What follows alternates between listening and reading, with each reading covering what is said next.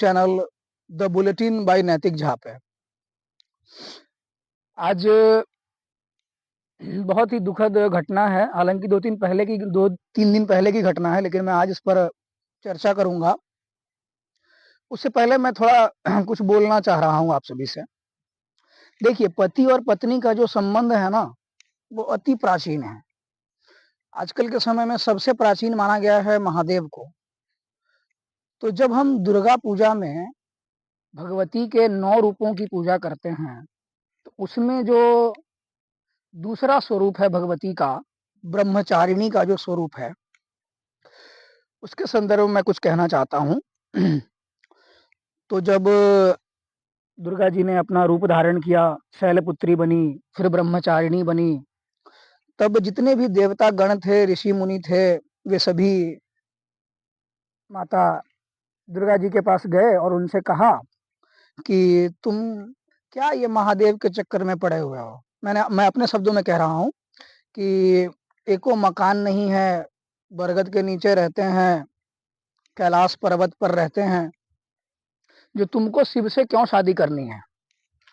तब माता पार्वती जो दुर्गा स्वरूपा हैं, ब्रह्मचारिणी हैं, उन्होंने कहा था कि महादेव अवगुण भवन, विष्णु सकल गुण खान। क्योंकि सब लोगों ने कहा था कि तुम्हारी शादी हम विष्णु से करवाते हैं, भगवान विष्णु से, तुम बैकुंठ की रानी बनकर रहोगी। तब रिप्लाई है ये भगवती का कि महादेव अवगुण भवन, विष्णु सकल गुण खान। मतलब माना कि महादेव में कोई गुण नहीं है, सिर्फ अवगुण ही है, और विष्णु जी में जो है, भगवान विष्णु में सारे गुण विद्यमान हैं।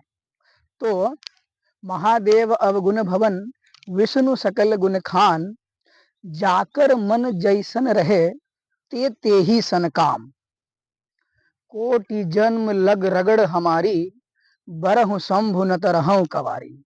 मतलब इसका मतलब ये था कि महादेव में बहुत अवगुण है और विष्णु जी गुण के भरे हुए हैं, लेकिन जिसका मन जैसा रहेगा वो वैसा ही काम करेगा। और भले ही मैं हजारों करोड़ों जन्म लूंगी, लेकिन बरहु शंभु न तरहु कवारी, तो मैं ये सिर्फ शंभु से ही शादी करूंगी, शिव से ही शादी करूंगी, नहीं तो मैं कुमारी रहूंगी। तो ये तो बात हो गई अति प्राचीन काल की। अब कुमार विश्वास सर का नाम आप सभी ने सुना होगा, बहुत ही लब्ध प्रतिष्ठित और ख्याति प्राप्त कवि हैं।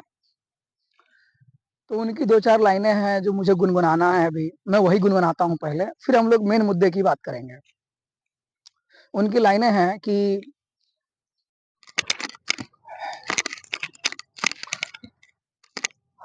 आज मैं बात कर रहा हूं एक ऐसे खबर की जिसने पूरे भारत को ही नहीं बल्कि पूरे विश्व को सन्न कर दिया है।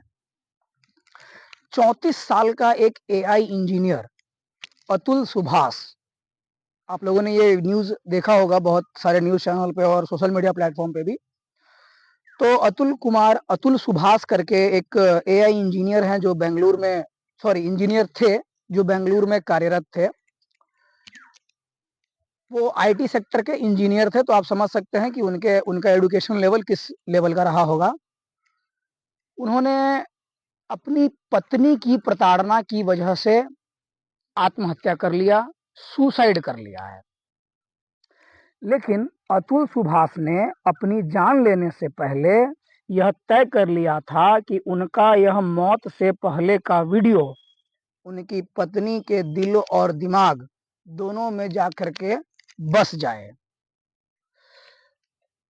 अतुल ने अपने सुसाइड वीडियो में कहा कि अगर अतुल सुभाष को न्याय नहीं मिलता है, अगर अतुल सुभाष को न्याय नहीं मिलता है, तो उनकी जो अस्थियां हैं वह अस्थियां गटर में बहा दी जाए। यह अपने आप में बहुत बड़ी बात है, और यह शब्द जो है सो अपने आप में हिला देने वाला शब्द है। अतुल सुभाष अपनी पत्नी की प्रताड़ना से इस कदर परेशान हो गए थे कि उनको आत्महत्या करनी पड़ी। अतुल ने अपने वीडियो में बताया कि किस प्रकार सिस्टम और कोर्ट का इस्तेमाल करके उनकी पत्नी ने उनको इस कदर मजबूर कर दिया कि उन्होंने आत्महत्या कर ली। और आत्महत्या करने पे अतुल अपने वीडियो में खुद ये बात कह रहे हैं कि मेरे जैसा पढ़ा लिखा इंसान अगर सुसाइड कर सकता है तो आप समझ जाइए कि प्रताड़ना की हद किस कदर जो है सो उनकी पत्नी का रहा होगा उनके प्रति। अतुल सुभाष ने कितनी हिम्मत जुटाई होगी कि अपनी जान लेने से पहले उन्होंने सिस्टम और उन पत्नियों को एक्सपोज करने की ठानी जो परिस्थितियों को एक्सप्लॉइट करके लोगों की जान लेने पर आमदा हैं, बस कुछ पैसों की वजह से। रिश्ता और संबंध तो कुछ है ही नहीं आजकल के समय में। वीडियो में जब आप अतुल सुभाष की बात सुनेंगे तो आपको लगेगा कि यह व्यक्ति अपनी जान कैसे ले सकता है। आज अतुल सुभाष के आत्महत्या ने बहुत सवाल खड़े किए हैं। सवाल यह भी है कि क्या महिलाएं सिस्टम और कोर्ट का इस्तेमाल करके पुरुषों को हरास और टॉर्चर कर रही हैं? अब वो भी इस हद तक हरास और टॉर्चर कर रही हैं कि आदमी जो है सो आत्महत्या करने पे मजबूर हो जाए। सवाल यह भी उठ रहा है कि क्या कानूनी सिस्टम ये देखकर फैसला देता है कि किसके पास कितने पैसे हैं, किससे कितने पैसों की उगाही की जा सकती है। और इससे तो जो सीधा साधा व्यक्ति है, जो जो सीधा साधा व्यक्ति होगा उसके पास तो दूसरा कोई ऑप्शन नहीं होगा मरने के अलावा। और वही हुआ भी है। अतुल सुभाष ने अपने वीडियो के दौरान कहा कि जो फैमिली कोर्ट की जज हैं उन पर भी उन्होंने गंभीर आरोप लगाए हैं। उन्होंने कहा कि इस मामले को रफा दफा करने के लिए उनसे 5 लाख रुपए की उगाही भी की गई, 5 लाख रुपए का डिमांड भी रखा गया। सवाल यह भी है कि अतुल सुभाष के इस वीडियो के बाद क्या हमारा सिस्टम जगेगा?